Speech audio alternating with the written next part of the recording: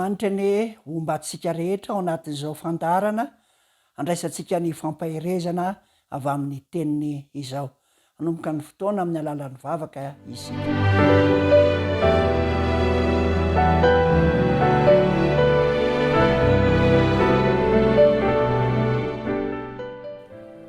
Andriamanitry ny fahasoavana sy ny famonjenanay eo, misaotra anao izahay noho ny tombontsoa manokana izay atolotra ao anay.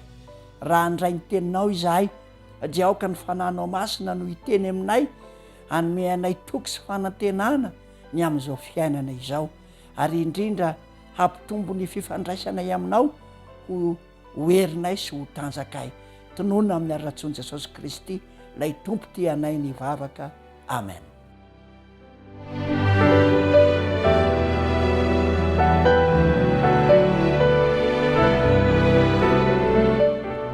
Amin'ity fotoana ity dia ny lohahevitra mikasika ny hoe ny fiadanana mihoatra noho ny fahalalana rehetrany no atolotra ho antsika tsirairay avy. Ny fiadanana mihoatra noho ny fahalalana, na dia ao aza ny fahalalana dia ny fiadanana dia hafa loatra, ambony kokoa noho ny fahalalana.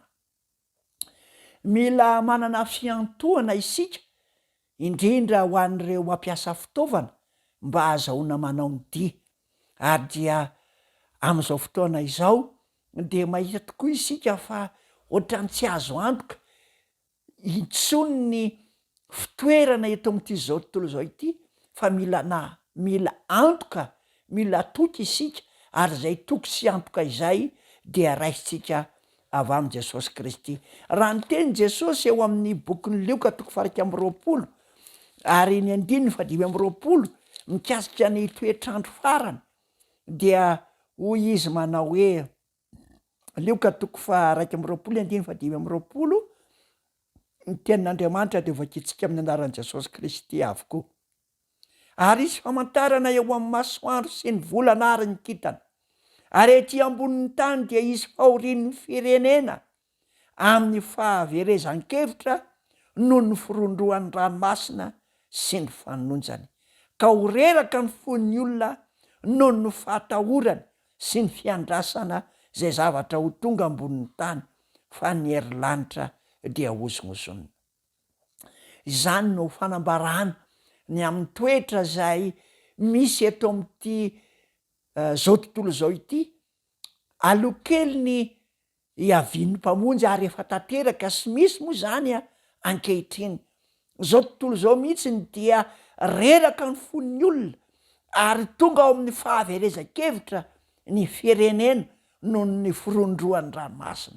Ny ranomasina moa zany dia sary anohatra entina hanehoana reo vahoaka, ary ihany koa ara-baky teny ihany koa fa ny ranomasina dia misafotofoto tokoa, hitantsika ireny tamin'ny tsina misy ny karazany. Inona ary no ilaina? Inona no ilaina? Inona no ilaina? Dia milaza izany zavatra ilaina izany ny boky ao amin'ny bokin'ny Osea 4, bokin'ny Osea 4, ny 4 ka hatramin'ny 7. Kanefa aza mandahatra na mananatra fa ny oloko dia efa tahaka ny mifanditra amin'ny mpisorona, ka dia ho tafotoana tandro ianao, ary ny mpaminany hiara-tafotoana aminao koa amin'ny alina, haro ho vonoiko ny reninao.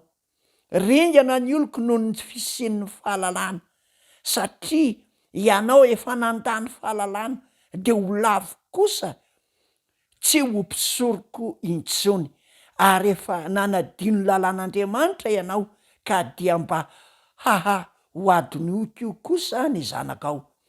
Araka ny nitombony no nanontanitaniko, ka dia hampidiko ho enatra kosa ny voninahiny.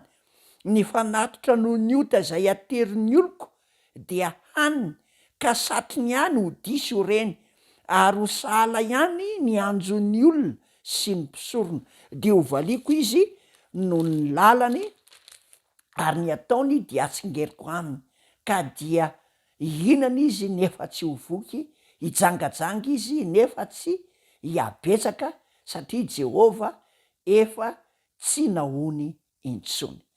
Tena arabaky teny izany am'izao fotoana izao. Ny antony dia nomen'Andriamanitra fahalalana ny olona kanefa tsy miraharaha fahalalana. Tafotoana atoandro ny olona, nahoana ny mpaminany ozy izy tafotoana aminao amin'ny alina. Ny oloko efa ny mpisorona mandahatra sy mananatra, fa ny oloko de efa tahaka ny fanditra ny mpisorona. Zavatra mahamenatra sy misy eo amin'ny fiarahamonina izany.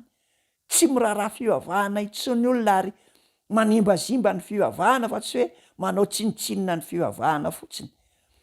Ary de ho sahala ihany ny anjon'ny olona sy ny mpisorona, zany hoe lasitra iray no misy ny mpisorona, mpitondra fivavahana sy ny vahoaka, ary de ho valiko izy noho ny lalany. Zany no voatanisa ato. Ahoana no ananantsika faton'iny? Ary dia raha jerena ary ny bokin'ny Rômanina dia voamaika meratsy ary amin'ny teny anankiray de hoe tsy mivosa tsony ny fahotana fa efa mitehaka amin'ny lanitra. Tsy hoe mivosa mibetsaka tsony fa efa tena mahataka-danitra mihitsy ny fahotana. Ary dia tahaka ny tamin'ny andron'ny Sodoma hoy Jesosy, de tahaka zany koa amin'ny fiavian'ny zanak'olona, zany hoe ny fahotana efa mitehaka any amin'ny lanitra. Zany hoe no fahotana mitehaka amin'ny lanitra io dia miorooro ny lanitra ary tonga amin'ny fahaverezan-kevitra izao tontolo izao. Inona ary no antso sy teny avy amin'Andriamanitra?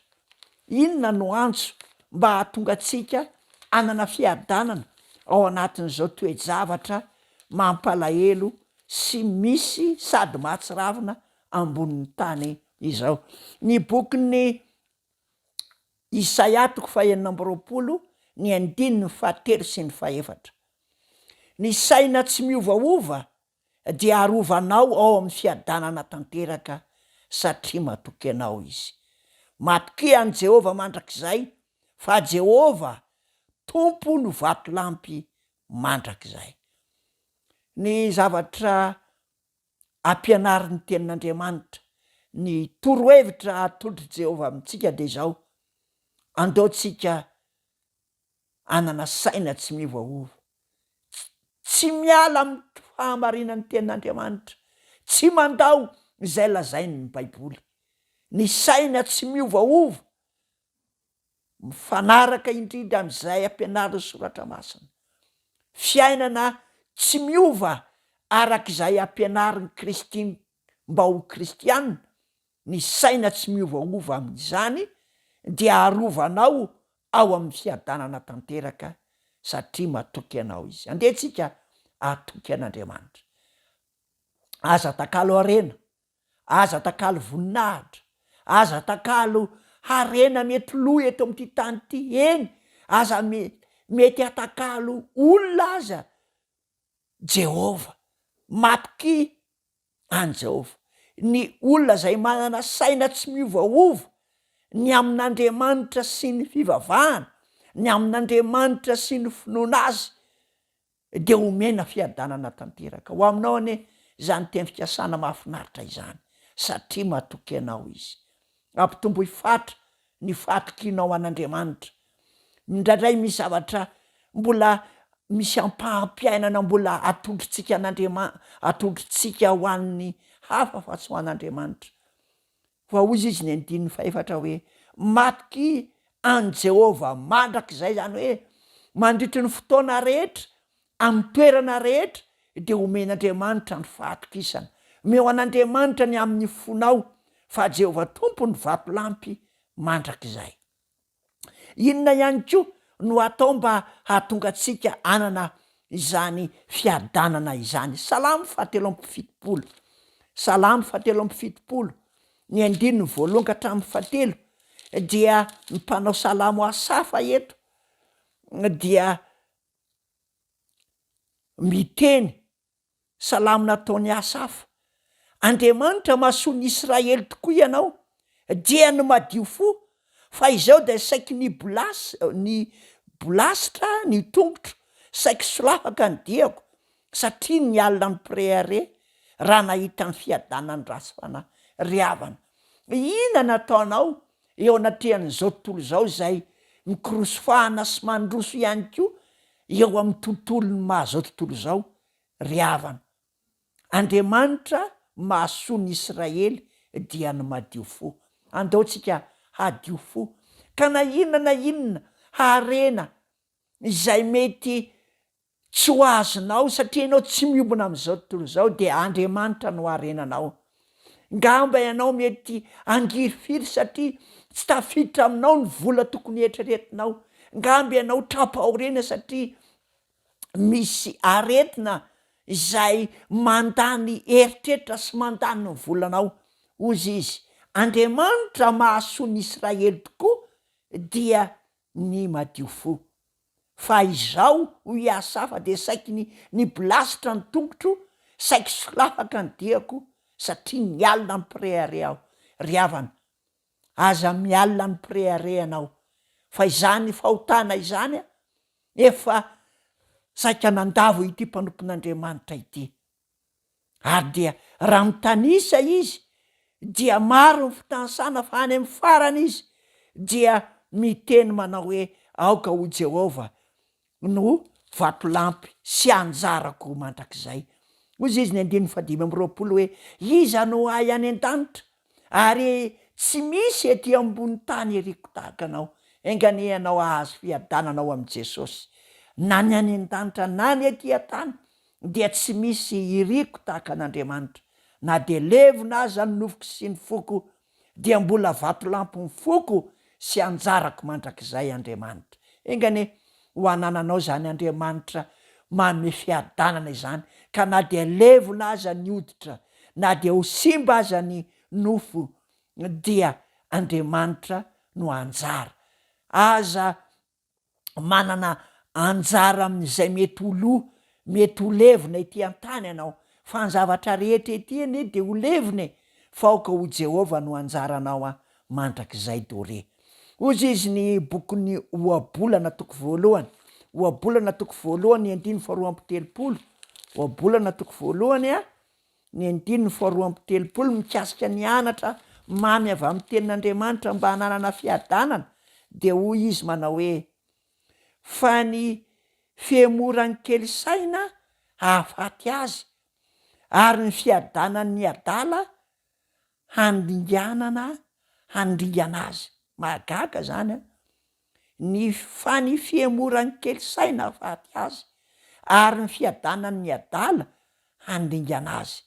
Fa izay mihaino ahy kosa hitoetra tsy manana ya, eny andro fa izay izy ka tsy atahotra ny ratsy. Engany ianao anana any Jehova. Ny 17:30 tena tsara, fa izay mihaino ahy kosa hitoetra tsy manana ya.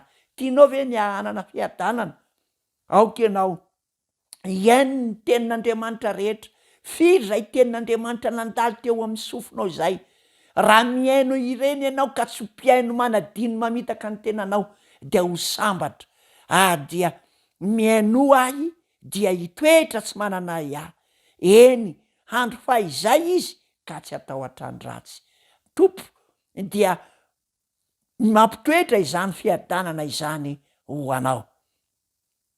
Dia tohizany zany eo amin'ny Isaia 40:30, ny am'teny fikasana omen'Andriamanitra antsika. Asaon'Andriamanitra maninona tsika mba hahazo fiadanana. Isaia 40:30, ny 17:20 sy ny 20:30. Isaia 40:30, ny 17:20 sy ny 20:20. Ny asan'ny fahamarinana ho fiadanana, ary ny vokatry ny fahamarinana dia ho fiadanana sy fahatokina mandrakizay. Engany ho anananao zany asan'ny fahamarinana zany, fa ny asan'ny fahamarinana ho fiadanana, ary ny vokatry ny fahamarinana dia ho fiadanana sy fahatokina mandrakizay. ary ny oloko hitoetra ao amin'ny fonenana mandry fa izay sy ao amin'ny fitoerana mahatoky ary eo amin'ny fialan-tsasatra feno fiadanam-po. Atateraka izany teny mamy izany ho anao Andriamanitra fa ny oloko hitoetra ao amin'ny fonenana mandry fa izay sy ao amin'ny fitoerana mahatoky. Andriamanitra anie hanoditra izany toera-tsarobidy izany ho an'ny fiainanao. Ary dia hoy Jesosy ao amin'ny filazantsarany Jaona 4:20, filazantsarany Jaona 4:20, ny 7:20 dia miteny amintsika izy manao hoe ny fiadanako no avelako ho anareo ary ny fiadanako no omeko anareo, tsy tahaka ny fanomeny zao tontolo zao no fanomeko anareo, aza malahelo na matahotra ny fonareo. Misy zavatra anankiroa toetra omen'Andriamanitra avy amin'ny fiadanana. Ny voalohany de ny hoe avela. Raha misy olona mitondra entana, tsara tarehy le entana ao anaty baoritra, de miteny aminao izy hoe mba avelako kely eto ty, de mety atahotra ianao hoe olona mpangalatra va iny. Fa Jesosy tsy manao an'izany hoe apetrako kely eto aminao ty, avelako kely eto aminao ty, fa nampiny faharoa ny fiadanako no omeko. Jesosy zany dia tsy mamela fotsiny ny fiadanana ho antsika, fa tena manome izany fiadanana izany ho antsika tamin'ny alalan'ny filazantsara ny famonjenantsika, ny nahafatesany sy nitsanganany tamin'ny maty. Io nahafatesany Jesosy tamin'ny maty ny solon'ny fahotantsika io ny fiadanana mamy indrindra. Io nahafatesany Jesosy sy nitsanganany tamin'ny maty io ny mampitony ny fiainam-pahotana zay mampisafotofoto izao tontolo izao. Izany ny fiadanana tiany Jesosy omenanao. Ny fiadanako no omeko anao, ny fandreseko no fandresenao anao. Aoka handray izany filazantsara izany. Ary de hoy izy ny eo amin'ny Filipianina 4:4, Filipianina 4:4, ny 9 sy ny 7 manao hoe aza manahy na inona na inona, fa aoka ny fivavahana sy ny fifonana ambany saorana no entinareo manambara ny fangatahanareo amin'Andriamanitra amin'ny zavatra rehetra. Ary ny fiadanan'Andriamanitra zay mihoatra noho ny fahalalana rehetra hiaro ny fonareo sy ny hevitrareo ao amin'ny Kristy Jesosy. Ry havana, nataka ninona ny ahavon'le tany fahaizana ananany zanak'olombelona sy ny teknôlôjia entin'ny fandrosoana, de tsy hananana fiadanam-po izany. Fa Jesosy Kristy ny rano zay mamafa ny helokontsika, ny fahasoavany zay manome famelan-keloka atsika, izany no mitondra fiadanana. Ka mihoatra noho ny fahalalana rehetra izany, mihoatra noho ny diplôma rehetra izany, raiso Jesosy, raiso ny fiadanany, raiso ny famonjena zay nomeny teo akazo fijaliana sy nitsanganany tamin'ny maty, de handray fiadanana ianao. Ivavaka isika.